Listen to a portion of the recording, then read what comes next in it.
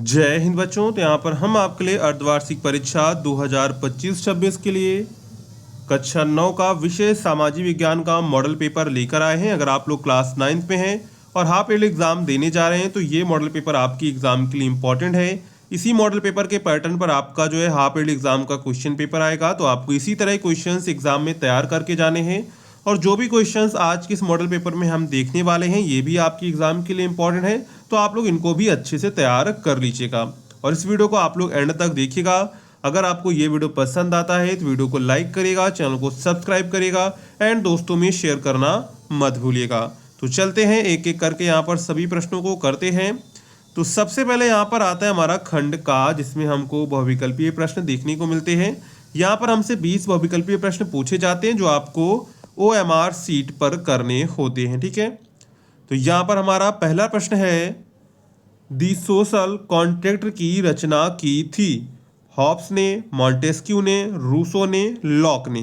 तो यहाँ पर राइट आंसर क्या हो जाएगा? दी सोशल कॉन्ट्रैक्ट पुस्तक के लेखक कौन है? रूसो है। कौन है? रूसो है।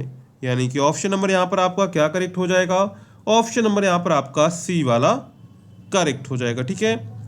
इसके बाद है, फ्रांस की महिलाओं को मताधिकार प्राप्त हुआ 1788 में, 1793 में, 1945 में और इसके बाद है 1948 में। तो यहाँ पर राइट आंसर क्या हो जाएगा? 1945 में। यानी कि ऑप्शन नंबर यहाँ पर आपका क्या करेक्ट हो जाएगा? ऑप्शन नंबर सी यहाँ पर आपका करेक्ट हो जाएगा, ठीक है। इसके बाद अगला है, मेंशेविकों का नेता था अलेक्जेंडर केरेस्को, ट्राटस्की, लेनिन, निकोलस द्वितीय। तो यहाँ पर राइट आंसर क्या हो जाएगा? राइट आंसर यहाँ पर हो जाएगा लेनिन। क्या हो जाएगा? लेनिन। यानी कि ऑप्शन नंबर यहाँ पर आपका क्या करेक्ट हो जाएगा? ऑप्शन नंबर यहाँ पर आपका सी वाला करेक्ट हो जाएगा, ठीक है। इसके बाद अगला प्रश्न है, किस देश ने द्वितीय विश्व युद्ध में परमाणु बम का प्रयोग किया था?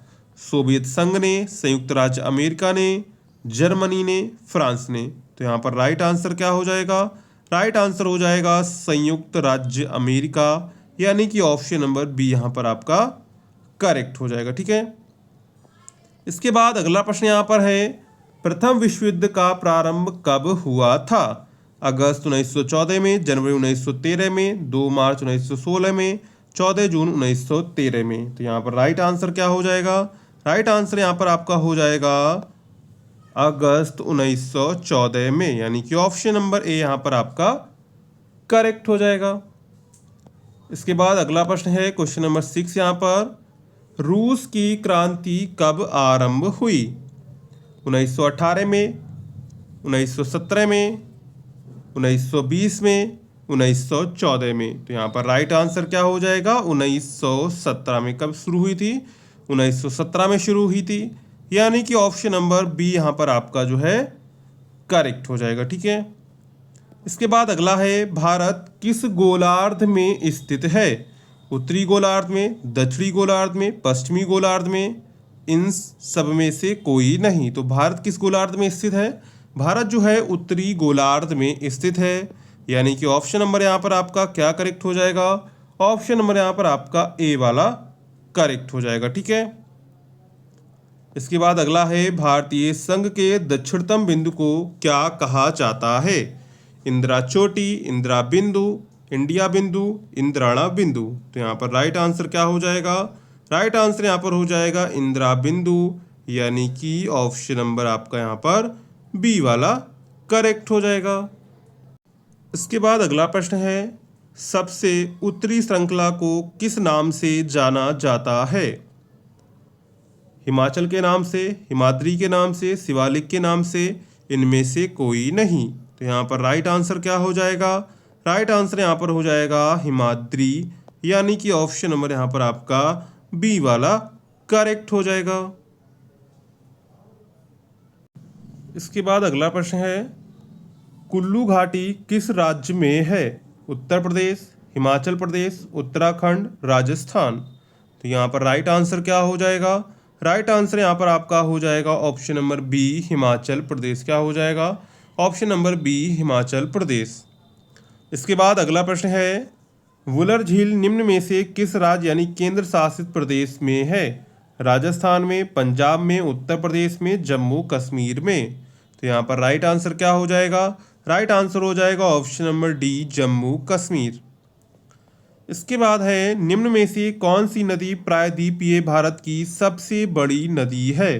नर्मदा, गोदावरी, कृष्णा, महानदी। तो जो प्रायद्वीपीय भारत की सबसे बड़ी नदी है उसे कहा जाता है गोदावरी, और इसे प्रायद्वीपीय भारत की गंगा नदी के नाम से भी जाना जाता है। तो यहाँ पर राइट आंसर क्या हो जाएगा? राइट आंसर हो जाएगा ऑप्शन नंबर बी, गोदावरी। इसके बाद अगला प्रश्न है, विश्व इतिहास में दर्ज सबसे बुरा अकाल किस देश में पड़ा था? भारत में, चीन में, पाकिस्तान में, जिम्बाब्वे में। तो यहाँ पर राइट आंसर क्या हो जाएगा? विश्व इतिहास में दर्ज सबसे बुरा अकाल जो किस देश में पड़ा था, वो पड़ा था आपका चीन में। इसके बाद अगला है, भारतीय संविधान को कब अपनाया गया? 26 नवंबर 1949, 24 नवंबर 1949, 24 जनवरी 1949, 26 जनवरी 1950। तो यहाँ पर राइट आंसर क्या हो जाएगा? 26 नवंबर 1949 को संविधान को अपनाया गया था, यानी कि ऑप्शन नंबर यहाँ पर आपका ए वाला करेक्ट हो जाएगा। ठीक है। इसके बाद है, संविधान सभा की बैठक कितने दिन हुई थी? तो संविधान सभा की बैठक हुई थी 165 दिन। कितने दिन हुई थी? 165 दिन हुई थी, यानी कि ऑप्शन नंबर ए यहाँ पर आपका करेक्ट हो जाएगा। ठीक है। इसके बाद अगला है, भारत में मतदान के लिए न्यूनतम आयु निश्चित की गई। तो भारत में मतदान के लिए कितनी न्यूनतम आयु होनी चाहिए? 18 वर्ष होनी चाहिए। कितनी होनी चाहिए? 18 वर्ष होनी चाहिए, यानी कि ऑप्शन नंबर यहाँ पर आपका डी वाला करेक्ट हो जाएगा। ठीक है। इसके बाद है, पालमपुर की मुख्य उत्पादन क्रिया क्या है? तो पालमपुर की मुख्य उत्पादन क्रिया क्या है? मुर्गी पालन, खेती, डेयरी, विनिर्माण। तो पालमपुर की जो मुख्य उत्पादन क्रिया है वो है खेती, यानी कि ऑप्शन नंबर यहाँ पर आपका क्या करेक्ट हो जाएगा? ऑप्शन नंबर यहाँ पर आपका बी वाला करेक्ट हो जाएगा। ठीक है। इसके बाद है, उत्पादन के कारक क्या हैं? तो उत्पादन के कारक क्या हैं? भूमि, मजदूर, भौतिक एवं मानव पूंजी, उपर्युक्त सभी। तो यहाँ पर राइट आंसर क्या हो जाएगा?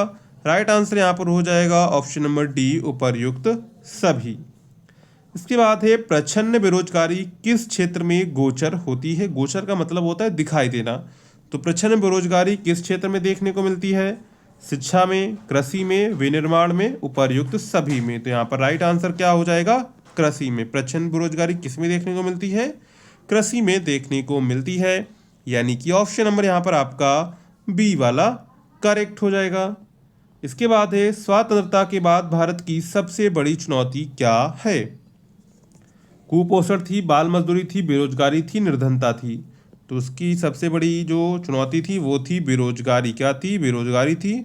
और वर्तमान में भी सबसे जो बड़ी चुनौती है निकल कर आ रही वो है बेरोजगारी। तो यहाँ पर हमने ये 20 जो ऑब्जेक्टिव क्वेश्चंस आते हैं इनको कवर कर लिया है। अगर आपको इसमें कोई डाउट है तो आप लोग कमेंट करके पूछ सकते हैं। और अगर आपने अभी तक भी वीडियो को लाइक नहीं किया है तो वीडियो को लाइक कर दीजिए, चैनल को सब्सक्राइब कर दीजिए और दोस्तों में भी शेयर करना मत भूलिएगा। ठीक है। इसके बाद चलते हैं, यहाँ पर है हमारा खंड बा, जिसमें हमको वर्णनात्मक प्रश्न देखने को मिलेंगे। जिसमें हमारा पहला प्रश्न है, नेपोलियन के उदय को कैसे समझा जा सकता है? अथवा में आपको दूसरा दिया गया है, फ्रांस में दास प्रथा का उन्मूलन किस प्रकार हुआ? तो यहाँ पर आपको देखिए दो प्रश्न दिए गए हैं, दो में से कोई एक आपको करना है जो आपको आता हो। इसके बाद है, प्रायद्वीपीय पठार को प्राचीनतम भूभाग क्यों माना जाता है, यह आपको बताना है। अथवा पश्चिम तटीय मैदान की विशेषताएं बताइए। तो यहाँ पर आप इन दोनों में से भी कोई एक यहाँ पे आप कर सकते हैं। इसके बाद है, सार्वभौमिक वयस्क मताधिकार से क्या आशय है? इसके बाद है, अधिनायकवाद यानी तानाशाही का अर्थ स्पष्ट कीजिए। तो यहाँ पर आपको क्या करना है, इन दोनों में से आप कोई एक यहाँ पर कर सकते हैं। इसके बाद अगला प्रश्न है, यहाँ पर क्वेश्चन नंबर 4 है, क्या सिंचित क्षेत्र को बढ़ाना महत्वपूर्ण है और क्यों है? अथवा में आपको दूसरा दिया गया है, पालमपुर में खेतीहर श्रमिकों की न्यूनतम मजदूरी से कम क्यों है? तो यहाँ पर आप इन दोनों में से कोई एक यहाँ पे आप कर सकते हैं जो यहाँ पर आपको सिंपल लगता है। ठीक है। इसके बाद आते हैं वर्णनात्मक प्रश्न पर, जो लगभग आपको उत्तर 150 शब्दों में देना है। तो यहाँ पर प्रश्न क्या है, वाइमर गणराज्य के सामने क्या समस्याएं थीं? अथवा में आपको दूसरा यहाँ पर दिया गया है, वर्साय संधि के प्रावधानों का उल्लेख कीजिए। तो यहाँ पर आप इन दोनों में से कोई एक कर सकते हैं जो आपको इसमें सिंपल लगता है। इसके बाद अगला है क्वेश्चन नंबर 6 में आपका, भारत की स्थिति और विस्तार का वर्णन कीजिए अथवा में भारत के उत्तरी मैदान का वर्णन कीजिए। तो यहाँ पर भी आप इन दोनों में से कोई एक आपको करना है जो भी आपको यहाँ पर सिंपल लगता है या फिर आपको जो आता है। इसके बाद है, भारतीय लोकतंत्र की प्रमुख समस्याओं को बताइए तथा उन समस्याओं को दूर करने के उपाय भी आपको बताने हैं। अथवा में भारतीय संविधान की प्रमुख विशेषताओं का वर्णन कीजिए। तो यहाँ पर आप इन दोनों में से कोई एक कर सकते हैं जो भी आपको सिंपल लगता है, आपको आता है, इसके बारे में आप कुछ लिख सकते हैं, तो आप इसको करिएगा, ठीक है। इसके बाद इसी में आपका क्वेश्चन नंबर 8, तो क्वेश्चन नंबर 8 क्या कह रहा है, भारत में बच्चों की शिक्षा के प्रसार हेतु सरकार ने क्या कदम उठाए हैं अथवा संगठित क्षेत्र में महिला रोजगार वृद्धि हेतु क्या उपाय किए जा सकते हैं। तो यहाँ पर आप क्या कर सकते हैं, इन दोनों में से कोई एक यहाँ पर आपको करना है जो भी आपको सिंपल लगता है।